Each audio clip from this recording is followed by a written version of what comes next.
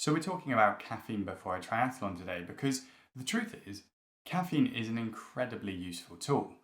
It's got such a clear, proven performance benefit, especially in endurance sports. So it's something that we should be thinking about before we race. But there is a sweet spot to caffeine. Too little, and we don't get any benefit.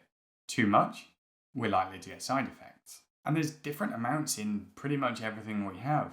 There's different amounts in a cup of coffee, in a cup of tea, your cup of coffee versus my cup of coffee. And there's different amounts in different sports supplements. So what do you use? We're going to break that down for you and give you some guidance on the topic. So let's get into it.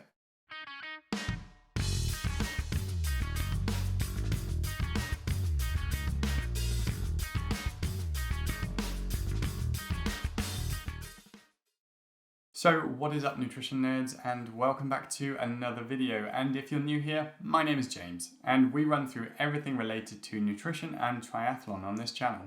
We're in the middle of a triathlon race nutrition series at the moment, so if you want to stay updated with all of the videos that I release on it, and there's loads coming out, then press the subscribe button to get notified when I release a new video. Alright, so moving on to caffeine, and why are we even talking about it?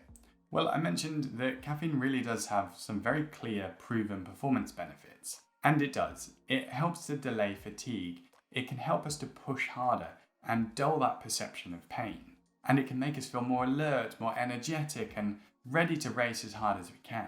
If you're interested a bit more in the why, then I talk about it in a video I did on coffee before running, and you can watch that, and I've put a link at the top of the screen now. But anyway, to keep this short and simple, caffeine is good, and we probably want it before we race. The first question is, how much caffeine should we actually use? Now, the guidance is for 1 to 3 milligrams per kilogram of body weight. So for most people, that will be somewhere between about 50 to 250 milligrams of caffeine. But we want it at least 30 minutes before we start racing, because that gives it time to be absorbed and for it to actually take effect. So now the how do we actually take it? How do we get it into our system? Well, to be honest, there's lots of different options. You could go for something like in tea or in coffee, or you could go for a different option like a Red Bull. You'll also see it in some different sports gels as well, and you can actually now get caffeinated gum. So the bottom line is that there's loads of ways that you can have it and get it into your system, so really it's kind of whatever floats your boat. Well, okay, actually not quite, because we talked about this in the coffee before running video, but the caffeine content in your average cup of coffee is really inexact. The caffeine content in coffee can vary hugely, so it's not a particularly reliable way of getting caffeine in. So for the most part, drinking tea or coffee and using that as your caffeine source is fine, because we don't need to be too exact or worry that much. But when it comes to racing, it's a little bit different because we do want to be exact. And this is one of those times when I think supplements can play a role. Now, I have made a video on sports nutrition advice on supplements for athletes, and I said, if you watch that video, that anytime I talk about a supplement, I'll be signposting you there. And this is what I'm doing now. If you haven't already, then go and watch that video and then come back to this one, because I talk about some really important stuff. And I have to say this when I talk about supplements, because there's always a risk when it comes to it of inadvertent doping, getting banned, that kind of thing. So you have to weigh it up. So go and watch it, come back, and let's restart. You need to make sure that you practice with caffeine supplements, because you need to know that you can tolerate the dose that you've taken, and that the form you've taken or that the supplement you use doesn't give you any side effects. So for example, you need to make sure that the supplement you've used hasn't got any added ingredients which actually disagree with you, and you end up with abdominal cramps or diarrhea or something like that. Now, a question I've had quite a lot is, does habitual caffeine intake matter? So for example, does it matter if I drink 7 cups of coffee a day? Am I still going to get the same benefit when I use a caffeine supplement before a race, or is it not going to work? Now, I'd probably have something to say about the 7 cups of coffee a day, and I love coffee as it is, but 7 cups probably isn't great for you. But when it comes to habitual caffeine usage, the evidence suggests that it probably doesn't matter, and you can go off the same guidance as I've already given you. So that's the 1 to 3 milligrams per kilogram of body weight, which is great news because it means you don't have to restrict yourself before a race. So you don't have to feel naff and awful and cranky and get headaches and all of that kind of thing.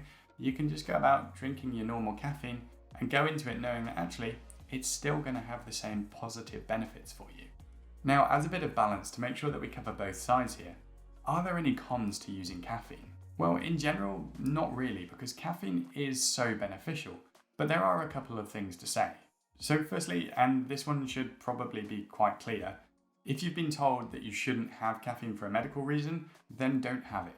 And secondly would be the side effects of caffeine. But as we've talked about, there's a bit of a range that you can use for caffeine. And the idea is to experiment and practice and see at what level you get the benefits from, but don't get any side effects. So for some of you, that might be at that 1 milligram per kilogram threshold, and you don't get any side effects, but you get the performance benefits. For some, you might need to push that up until you get to that point when you have side effects and bring it back down. As always, there's no exact thing to say here. You do have to practice and you need to put a bit of effort in, but caffeine is so beneficial that I think it is worth it. Now, my final thing to say on this, and this is really important, and I say this in that sports nutrition advice on supplement video, if you're under 18, then you shouldn't be having caffeine. I wouldn't recommend it, and you don't need it for your racing. Get the basics right first, and when you're older, that sounds really condescending, doesn't it? When you're older and you've got into it a little bit more, then you can start looking at sports supplements and ways to really get those final few percent out.